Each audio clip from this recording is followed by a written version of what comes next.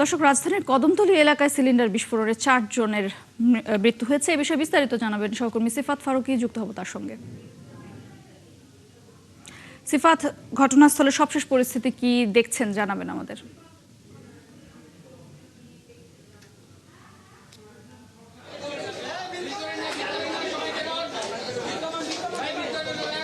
ঠিক দুপুর 12:30 নাগাদ বা তার আশপাশ সময়ে রাজধানীর বাবুবাজার ব্রিজের পাশে কদমতলী এলাকার একটি গ্যাস লাইটার কারখানায় আগুনের সূত্রপাত হয়।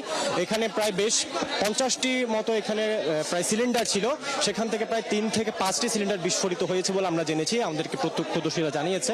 এবং এরপরে কিন্তু আগুনের লেলিহান শিখা দেখা যায় এবং এখানে আমরা দেখতে পেয়েছি এখানে অসংখ্য কেমিক্যাল রয়েছে এবং এই কারখানায় প্রায় তখন 50 থেকে 60 জন কর্মচারীরা তারা এখানে কর্তব্যরত ছিল বলে আমরা জেনেছি।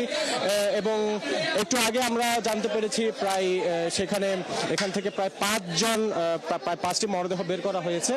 ঠিক এই মুহূর্তে এখানে ঘটনাস্থল পরিদর্শনে এসেছেন নিপুণ রয় চৌধুরী, তিনি এখানে এসেছেন এবং ফায়ার সার্ভিস মারফত আমরা যেমনটি জেনেছি ভেতরে হয়তো 12 লাশ থাকার সম্ভাবনা রয়েছে, সেটি উদ্ধার কাজ প্রক্রিয়া শেষ না হওয়া পর্যন্ত সেটি জানা যাবে না।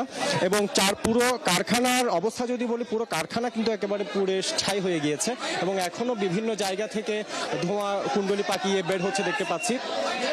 পুরো কারখানাতেই একেবারে লন্ডভন্ড হয়ে গিয়েছে। আরও একটি অভিযোগ এখানে যারা এলাকাবাসী তারা করেছেন, কারখানার ঠিক পাশে একটি গেট রয়েছে, সেই গেট বা ফটকটি ওই মুহূর্তে আগুন লাগার মুহূর্তে দারোয়ান তালা দিয়ে দেয়, যার কারণে অনেকেই ঠিক সময়ে বের হতে পারেনি এবং যারা এলাকাবাসী তারা আগুন নেভানোর জন্য ভেতরে প্রবেশ করতে পারেনি।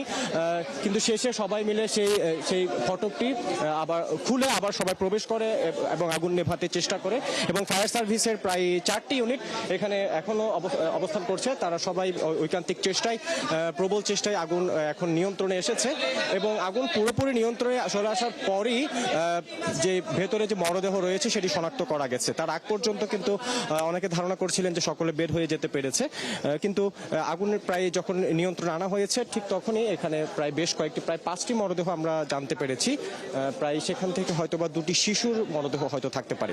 এবং এখানে আরো কয়েকজন যারা প্রত্যক্ষদর্শী যারা এখানে এসেছেন তারা জানিয়েছেন যে তাদের বেশ কয়েকজনের স্বজন এখানে তারা এখনো খুঁজে পাচ্ছেন না এবং আরো কয়েকজন জানিয়েছেন যে আর বেশ কয়েকজন তাদেরকে মেডিকেল নেওয়া হয়েছে, বেশ কয়েকজন আহত হয়েছেন বের হতে গিয়ে বা আগুনের আঁচ লেগে। এছাড়া ফায়ার সার্ভিস আমাদেরকে যেটি জানিয়েছে এখনো তদন্ত কার্যক্রম এখানে চলমান রয়েছে। এই তদন্ত কার্যক্রম পুরোপুরি শেষ হওয়ার পরই মূলত জানা যাবে যে কতজন মারা গিয়েছে। এবং এই ছিল এখনকার মতো আমার কাছে সবশেষ।